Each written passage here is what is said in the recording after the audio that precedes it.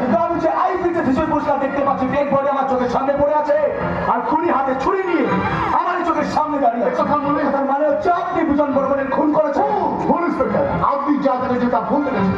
আমি এখানে আসার আগে প্রকৃত খুনি সাহেবকে খুন করে ফেলতে পারে না। তো আমি বলছি আপনি খুন করেছেন, কারণ আপনি ওনার থেকে 50,000 টাকা চেয়েছিলেন, আর সেই 50,000 টাকা না দেওয়া। জানেন স্যার, আমার স্ত্রী মাঝে মধ্যে চোখে ঠিক মতো দেখতে পারে না। তার চোখের অপারেশনের জন্য আমি বসের কাছে 50,000 আর সেই টাকা আমার দেবে না বলেছিলেন। তাকে এখানে কোম্পানি ভাগ করে দিতে সেটা উনি নিজে আমাকে ফোন করে কিছু আগে সবটা জানিয়েছিলেন।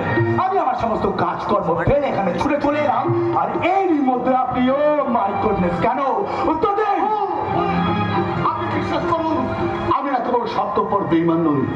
কেন উনি আমার বাবার মতো ছিলেন, যে বাবা খেয়ে